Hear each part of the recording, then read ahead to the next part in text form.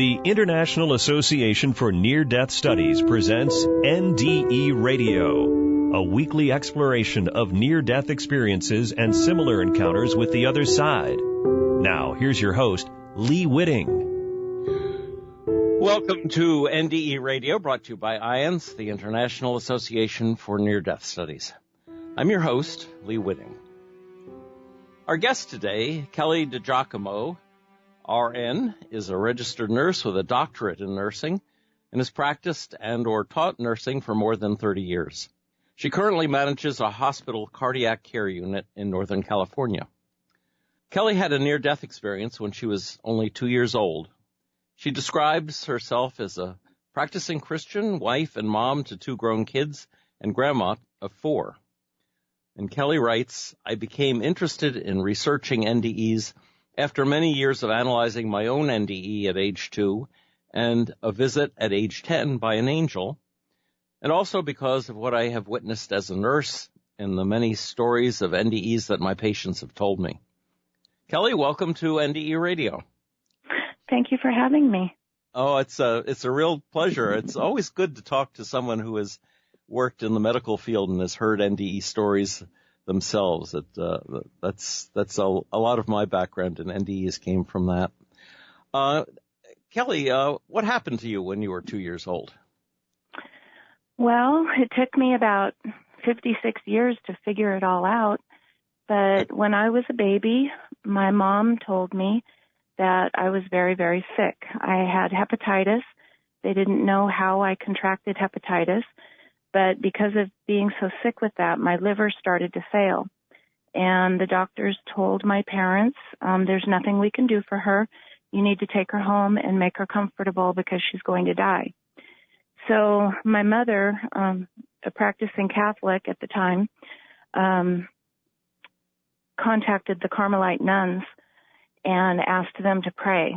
So they prayed around the clock, and my mom told me, later when I was older, what had happened. And she was holding me at night and rocking me, and I was very weak and lethargic and completely yellow with a swollen belly and wouldn't eat, wouldn't drink, and she knew that I was dying. So she continued to rock me and hold me, and she said that in a little while I just kind of went limp and I stopped breathing.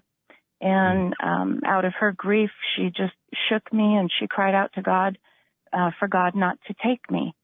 And she held me for a little while and prayed over me. And then in a short time, I woke up and was breathing. And she laid me down in my crib because she thought that I would die. And she didn't want to watch me die. And she laid me down, and she thought that she'd probably wake up in the morning and find me dead. Well, she woke up in the morning and she saw me playing in my crib, and I was laughing, and I wasn't yellow anymore. I didn't have a swollen belly, and she picked me up, and I looked completely healed and was eating and drinking. And wow. So that was the story that she had told me and other family members told me. And I've seen pictures from 1961 where I did look very ill. Mm-hmm. And I never really understood for many, many years. I didn't put that story together with what had happened to me, a memory that I had from when I was 2 years old. And that was what I know now was my near-death experience. Mm. Wow. But this was a miracle in and of itself that you were healed like that. Yes. That's really incredible. Well, the Carmelite nuns have a strong history and background of a healing ministry. Yes. Well, tell us what you saw during your NDE. So I had this memory my whole life, and I never told my parents about it until I was older, because I didn't put 2 and 2 together. But I was a baby, I was a toddler, and I was suddenly in this place, and a strange place, and my parents weren't there. I couldn't really see anybody. I was walking in this very, very bright light. I was only wearing a diaper, And I didn't know where I was or where I was going or anything, but I was just walking, and I knew I was just supposed to walk forward. And I was just in this room that was very, very bright white, like an iridescent light was all around me. And I walked forward, and I came up to these two very, very large thrones that looked like they were carved out of pure white marble. And sitting on the thrones, I saw two men, and they were very large. And one of the men I knew was Jesus, and the other one I knew was God the Father. And I approached the thrones, and they looked at me, and I looked at them, and Jesus spoke to me, and he told me that I couldn't stay there, that I had to go. And I didn't want to go. And he very sternly, as a father would tell a child, he told me to go. And he pointed the way out with his right hand. He pointed to the right, and I started to walk out. And that was my NDE experience. That was the only thing that I remember. What did Jesus look like, and what did God look like? Jesus looked like what you would think he looked like. The traditional depictions throughout history of Jesus, that's exactly what he looked like. He had a light brown beard and light brown hair, and he was wearing a white robe. He had sandals on his feet. And God looked similar, but a little bit larger with darker hair and darker beard. Were there any other beings around? Were there any angels or other humans being, coming from their recent deaths? I could see other people there, long, long lines of people. I couldn't see angels at that time, but I could sense that there was an angel near me, and I could see many people going before the thrones. And where were they going? Did they go in a different direction than you? They seemed to be going off to the right, and I went off to the left. I see. So, do you think they were dead and were going to remain dead, in other words? I don't know. I don't know that. Uh-huh. You know, the white throne judgment, it's interesting because in the Bible there are two stories of judgments. There's the Bema judgment, which I take to be a very kindly, forgiving judgment, the sort of judgment that near-death experiencers who go through a life review and then are forgiven, basically.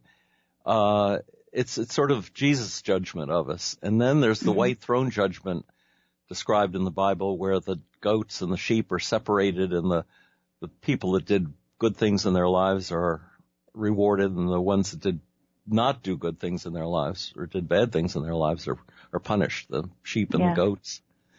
And so it sounds like you wound up in the latter judgment, like the final judgment, but it wasn't a final judgment for you, obviously, because you were 2 years old and sent back to live your life. It's really fascinating.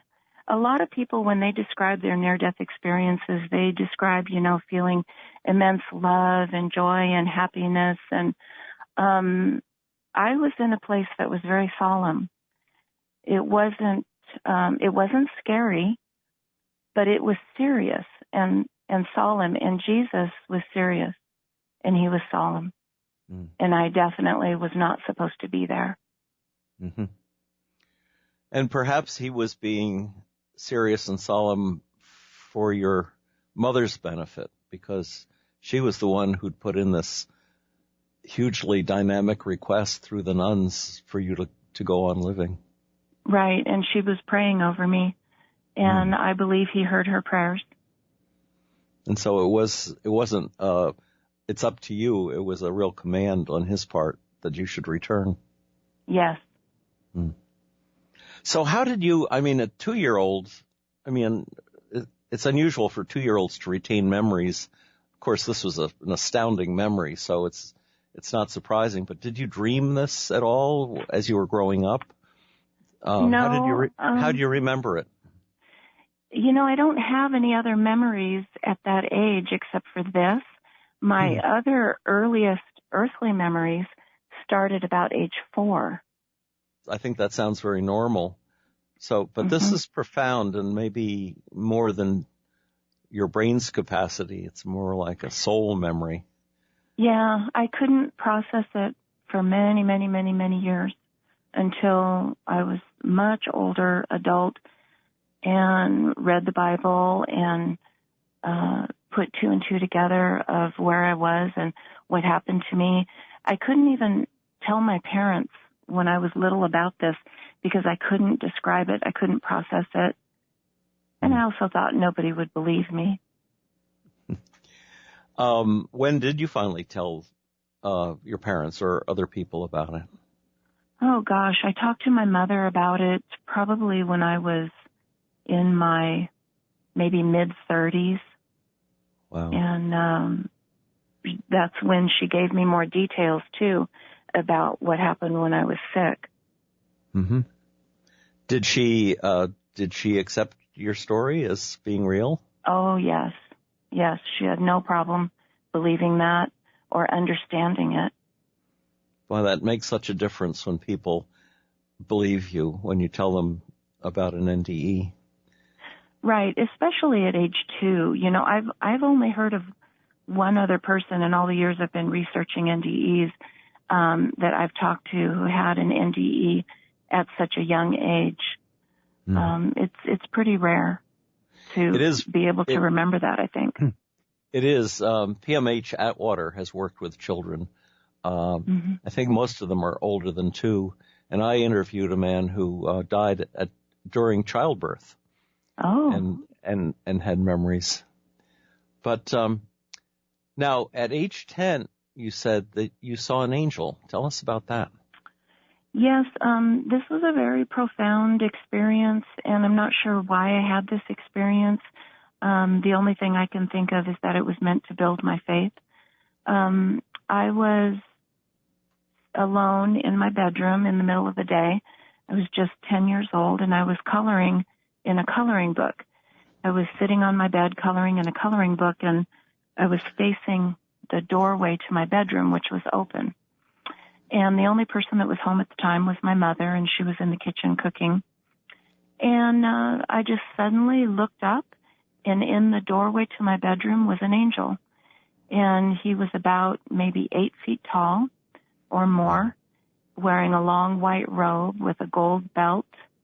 And the belt looked like rope tied around his waist, and sandals on his feet. And he had, about shoulder-length blonde hair and the most beautiful blue eyes I've ever seen. And I was very frightened, to say the least. Couldn't speak. Just, I knew he was an angel. And he just bent his head down because he was so tall. He had to bend under the doorway to look at me, and bent his head down and just smiled at me very, very sweetly. And I was so scared I couldn't speak, and I just kind of put my head down, and I thought to myself, well, maybe if I just look down and keep coloring in my coloring book, he'll go away. And then I looked up, and he was gone. Yeah, they say the angel's typical greeting is, "Fear not." Yes, I've read that so many times, and I thought, wow, I understand that fear because they are very, very striking and commanding, but beautiful at the same time, not like anything you see on earth. Were there any wings apparent? The way No. Angels are sometimes depicted? Yes, sometimes people say they see angels with wings, and sometimes they see them without wings, and he definitely did not have wings. Okay. And I wish so badly he would have spoken to me and told me why he came to me, but he never did. So my whole life I've wondered about that. Do you think he was your angel, a guardian angel of some sort? He definitely knew me and was happy to see me. But I don't know if he was my particular guardian angel. I don't know if we have just one particular guardian angel assigned to us. Well, I don't either. Did you tell anyone about that right away? Yes, I told my mother, and I told other people, and I shared it though sparingly, because these kinds of things are kind of sacred, and I don't enjoy sharing things with people that are skeptical or don't really want to believe you. So it's kind of like sometimes casting your pearls before swine. I don't like to share too much with people that might scoff or not believe.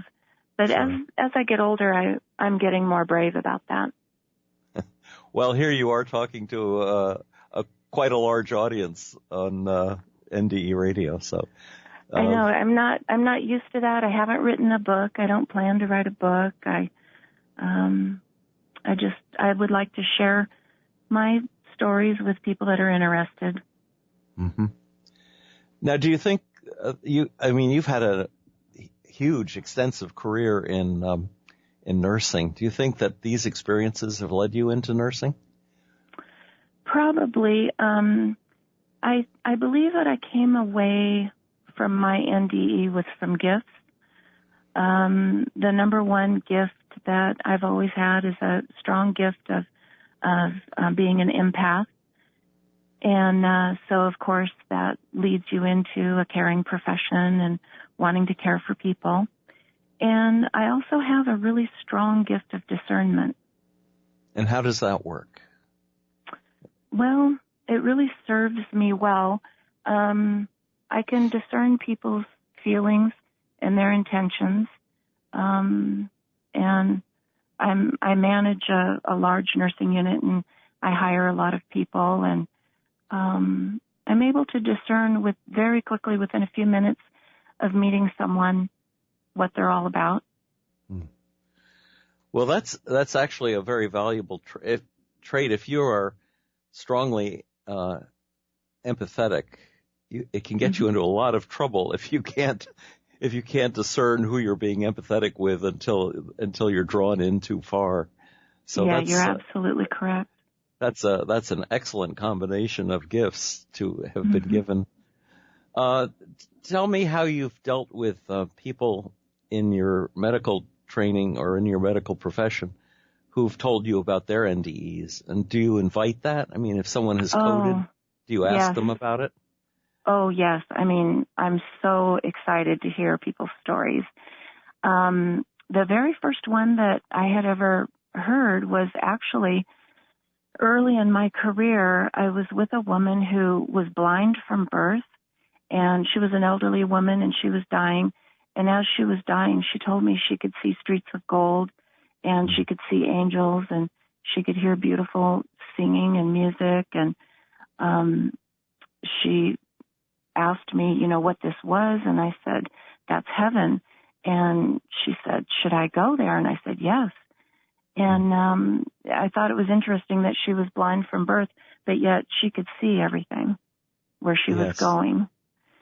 And I had another experience where we had done CPR on a woman who we pronounced her dead, and everybody left the room, and I was standing outside the room completing some documents, and the daughter was in the room with the patient, and all of a sudden the patient woke up and looked around and started breathing, and she came back, which is very unheard of, several minutes after a code blue is called off, and then for her to wake up. And she had described going to heaven and seeing relatives and angels, and she lived about another week after that, and then she finally died. But it's interesting that she came back and was given a little bit more time to be with her family and tell of her experience. And it was a good experience. Mm-hmm. Yeah. Plato tells a story about a soldier who comes back and is revived in order to tell the world, as recorded in Plato's Republic, about what it's like when we die and what we see when. And of course, they go on to talk about reincarnation because that was their belief at the time. Let me ask you: are you you describe yourself as a Christian? Are you still Catholic? No, I left the Catholic faith, in the late 70s. I was raised Catholic, and then it just didn't fulfill me like I wanted. It wasn't what I wanted. And then I started going to more charismatic churches. And were you able to talk about your NDE in the charismatic church? No. I tried to describe it to a pastor one time, and he totally just was not on the same plane as me about that. I'm afraid Catholics, Protestants, and most organized religions are reluctant to accept the reality of NDEs. Yeah, they don't talk about it. They don't really teach anything about it. No, and it's to their loss. There is one charismatic church in Sedona, Arizona. I go out there on a regular basis, and I found out that on Easter Sunday and for 5 Sundays after, this pastor was going to talk about NDEs. Oh. And so I happened to be out there. I went to his couple of the services, and it was amazing how the congregation responded so positively to these stories. And then people would stand up in the congregation and say, I had an NDE. I had a near-death experience. Let me tell you about it. I've never told anyone about it. Wow. And churches just so ignore the personal mystical experiences that are so available to them right in their own church if they'd only stop and listen to what people have to report. God's still depriving speaking. ourselves. Yeah. Absolutely. So, well, perhaps some of your church members will listen to this show and ask you more about it. That would be good. Yeah. The Catholic Church, you would think, would be more receptive because they've had all of these saints who've had visions and have apparitions of Mary, like Fatima and Medjugorje, and yet they just don't want to involve themselves in if it's Joe Blow down the street and he has a powerful vision. Why not listen to what he's got to say? Because God's talking to everybody. Exactly. And to be honest with you, that's one of the reasons why I didn't share my NDE for many, many years, because I was raised Catholic and we were raised to believe that nobody's ever seen the face of God and lived to tell about it. And I thought, well, I did. And so I didn't want to tell anybody. Yeah.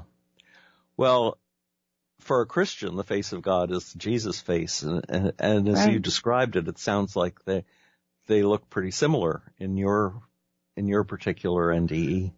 Right. And what I think I saw was what they allowed me to see. They revealed their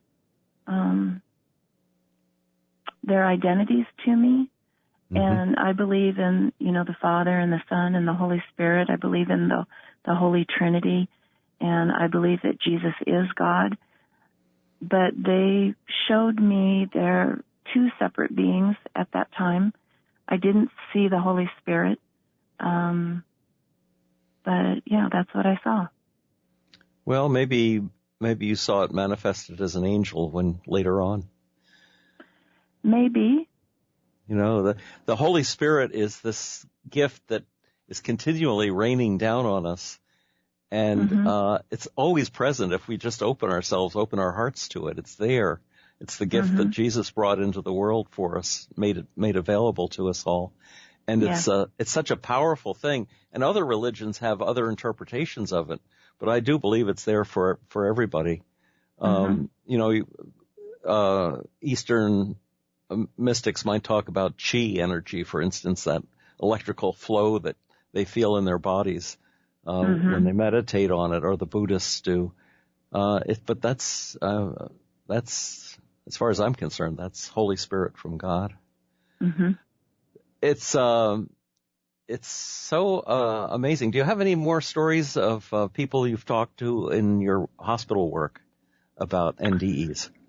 Oh, gosh. Well, I had a man who had a heart attack, and he came back and everything, and he freely told me that he had this near-death experience, and that he was shown some events in the future, but he wasn't permitted to talk about them. Mm. And he seemed a bit frightened by it, but serious that he was told not to talk about it. So I've always wondered about that. I wondered what he saw. And well, Robert and Suzanne Mays from IANDS gave a talk on prophetic visions from NDEers at the last IANDS conference, and it was pretty scary. Mm. And you know, it correlates with what we're seeing in the world with the deterioration of the environment and the political turmoil here and in other places. So it's not good. It's not good. Right. And I think, you know, if people are having visions of the future, they should be given permission to use it as a warning, because we need all these warnings to inspire us to do better and to be kinder and to be gentler on the earth. I had a vision of the rapture, and I believe that will happen in our lifetime. What did you see? Well, this was when I was about 24 years old. I was praying, and I was suddenly transported outside of my house. And I guess you would call this an open vision. I think that's what some people call it. This had never happened to me before. But I was transported in spirit outside of my house into the driveway and didn't really know how I got there, why I was there. And I stood there for a moment. I was by myself. And all of a sudden, I saw many, many, many people rushing out of the ground and going up towards the sky. And I saw all different people in all different periods of dress, like from different time periods, and rushing up to the sky. And then after they went up, then I slowly started floating up into the sky.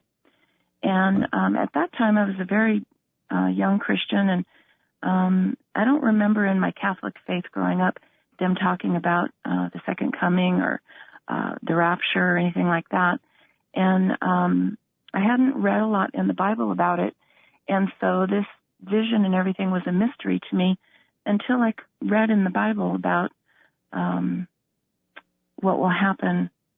The Bible doesn't specifically say the word rapture, but when we're caught up in the air to meet Jesus. And I believe that's what I saw. It's a later interpretation, and the Catholics never really bought into either the apocalypse or the rapture, but certainly more evangelical religions have. Well, Kelly, believe it or not, we have gone right through our half hour. Yes, it went quickly. I've enjoyed it. Well, I have too. It's been wonderful having you on, and thank you. Thank you so much. And keep up the good work. Keep up your work as long as you can. I worked many years as a chaplain and loved the contact, and especially loved hearing about the stories of NDEs. Well, I will. Thank you, and you have a very Merry Christmas and a Happy New Year. Oh, and you the same. My thanks to our guest, Kelly, and for sharing her story with us today. If you'd like to listen to this show again or any of our past shows, just go to our website at nderadio.org.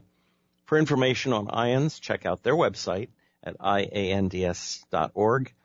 And join us again next Monday, 11 a.m. Eastern, for more NDE Radio. This is Lee Witting saying thanks for listening.